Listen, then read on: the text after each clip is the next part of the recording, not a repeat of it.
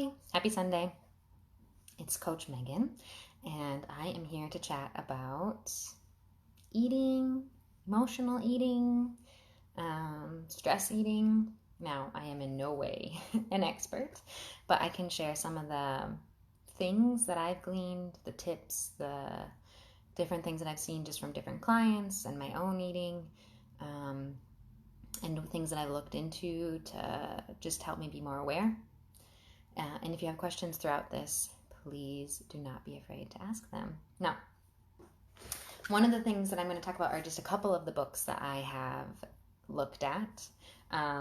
First up, I have a book called First Bite by B. Wilson. She also has one that's maybe called The Way We Eat Now. I think it's something like that. This one's really great because it just sort of talks about eating and like kind of where our tradition of eating has come from. Obviously, eating is a way to sustain life, but it has clearly become so much more than just about keeping yourself alive. And how has that changed over history, and different things that have popped up about that. I have a let's see. I had a great quote here. So she just has so many, I've highlighted so many different things in this book, but one of them that I really liked was being able to regulate the amount of food we eat according to our needs is perhaps the single most important skill when it comes to eating, and the one that we least often master. In contrast to its close relation, appetite, hunger, looks like a basic impulse, an expression of the body's biological need for food. Yet the more you examine it, the more you see that hunger is not a simple drive at all. Hunger is always a kind of emptiness, an absence of nourishment, but what it will take to replenish it is far from obvious. She talks about how when you were a kid, you maybe repressed your hunger so you could lose weight, or you engaged in overemphasizing your hunger so you could eat more, or you ignored it so you could keep playing. And so even from a young age, we sort of we don't really know how to recognize our hunger and understand it well. And another book that I would recommend, something called Chasing Cupcakes. And I haven't read this one yet, but it's got great reviews, and it discusses our potential for more and gives us the tools to make change. I have like notes over here, so that's kind of why I'm looking, just because I didn't want you guys to hear me blubber on forever. Along with Chasing Cupcakes, the author of that book has a podcast called The Primal Potential, and it does a great job discussing so many of the things that stop us from succeeding, just not even with food, but sometimes just in life. What are the mindsets that get us into a sort of all or nothing, or what stops us from thinking that we're capable of doing what we probably are capable of doing. So this is a great podcast. The Primal Potential podcast is a great one to listen to. The episodes are usually 40 minutes or shorter, and they just have really good tips. She has guests on that discuss things, and I really enjoyed listening to that. Another book, The Atomic Habits. I think it's been talked about in this group before. And Atomic Habits is a great one when it comes to habit formation. It talks about just this can help you learn how to change your approach to food, like any habits that you might have that go around food. A lot of times people will eat food while watching TV, which I'm going to talk about later. I guess I can talk about now. A lot of times eating when you are watching TV doesn't actually satisfy you because your brain isn't paying attention to what your body is consuming. You're not really very capable of doing more than one thing at once when it comes to food a lot of times. So if you're sort of mindlessly eating your food, you're not going to feel full in the way that you would want to stop yourself from eating. I don't know if you ever, I definitely have done it, where I've sat on the couch and opened a bag of chips and just ate the chips. And then you're like, what? Where'd all the chips go? And if you had sat at the table and looked at each one of those chips and like thought about eating it, you probably would have gotten full before the bag of chips were gone. So Atomic Habits is a great book to look at because, or even listen to on, I know people listen to it all the time. His name is James Clear, the author of the book. He has a great Instagram too, where he just gives little tidbits of thoughts for habit formation. So, if you had asked me before I started tracking and paying attention to my food intake, I probably would have told you that I was not an emotional eater. I just ate food. But once I started really paying attention to the way that I was eating, like you do when you're tracking your food, I really noticed that there were moments of stress or even joy or worry or boredom where I really wanted to eat. And the way that I really picked up on this was I started pre planning my meals. As soon as I was introduced to macros, I pre planned my meals. And I don't know where you're going to want your snacks, right? Like you're sort of figuring out how this whole thing is going to work. And you're like, well, this makes sense in my head for tomorrow, but I don't actually know. And so you pre plan your meal and you get to the middle of the afternoon, and for me a lot of the times where I feel stress is like the kids aren't going down for nap. I have three of them, and once I finally get them down, I'm like, that was so stressful, I need chocolate, or I want to reward myself for finally accomplishing this task. I need so once I really started realizing that, I really tried to pay attention to when those moments of stress were happening, and then what I wanted in those moments of stress. I very rarely wanted more. I wanted the food that was gonna sort of hit that dopamine, the food that like has ingredients in it that are addictive. Chocolate has addictive ingredients. Not enough to like. I don't think there's a real chocolate addicts in the world, but it does have the ability to make you want to crave more of it. Um, and so I really started paying attention to those moments, and I either A, planned for those moments so that I would have something to satisfy me, or B, I sort of talked myself through those situations. Megan, you don't need chocolate right now. You have this, Oreo planned for later in the day, or you've planned a Yasso bar for after bedtime.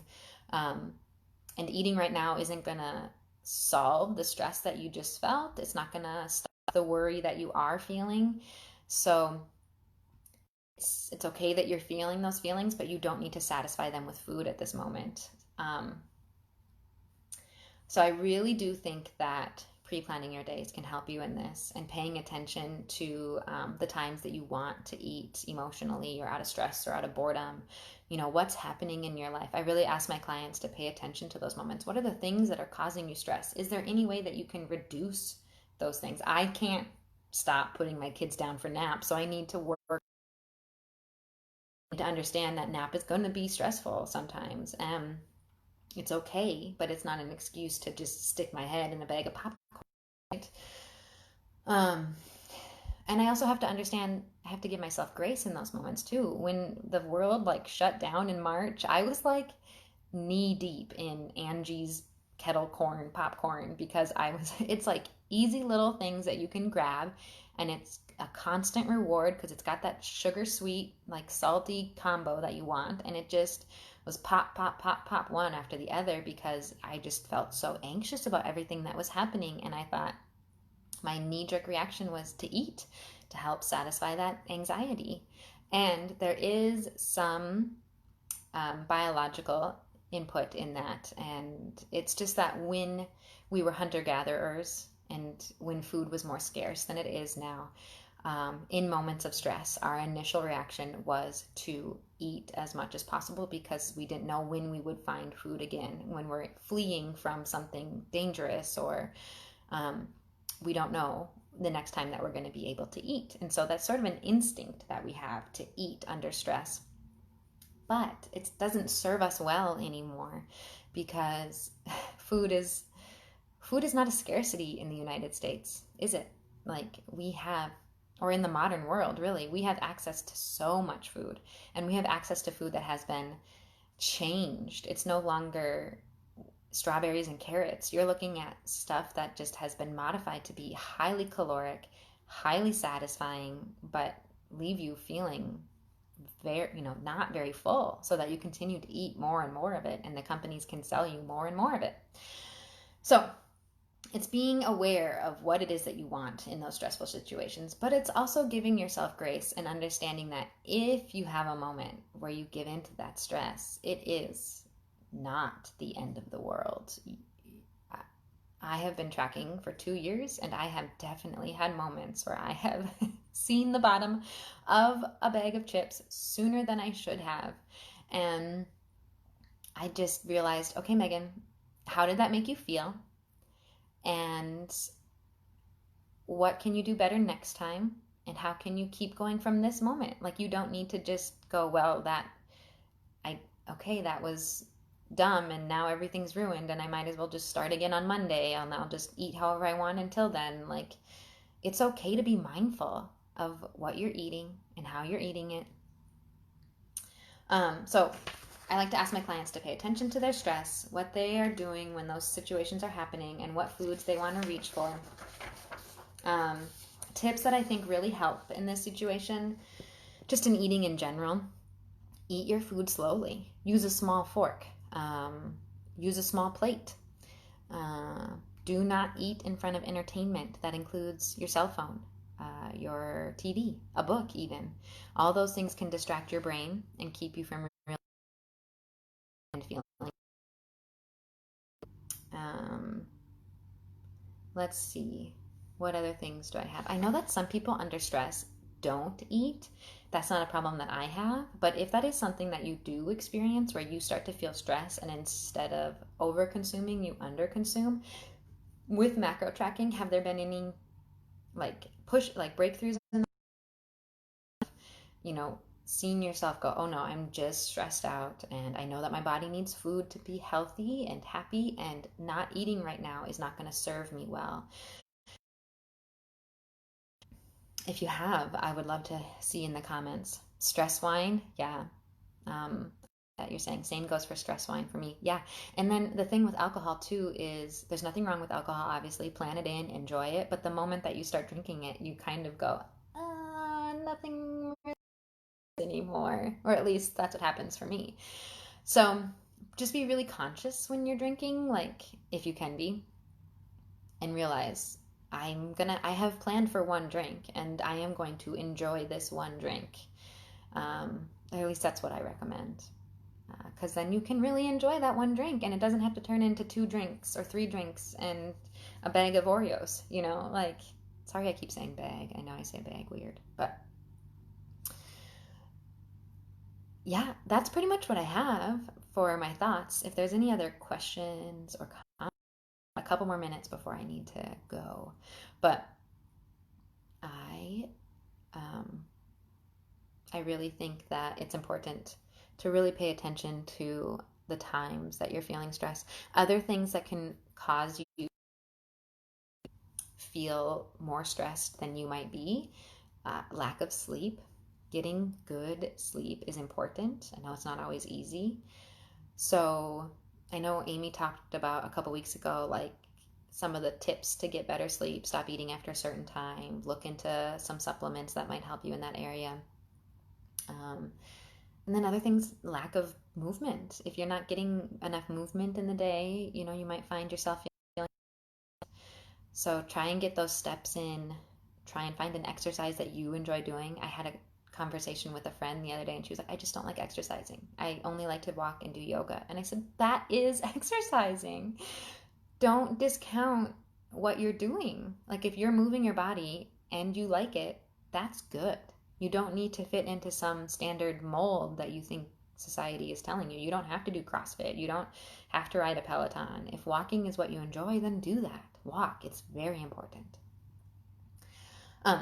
Otherwise, if you have questions throughout the week, feel free to pop them in on this comment thread and I will do my best to answer them or to research them for you. I will take the time later in the day to add links to some of the books and podcasts that I suggested so that you guys can start digging in and understanding emotional or stress eating a little bit more for yourself. I hope you have a good day.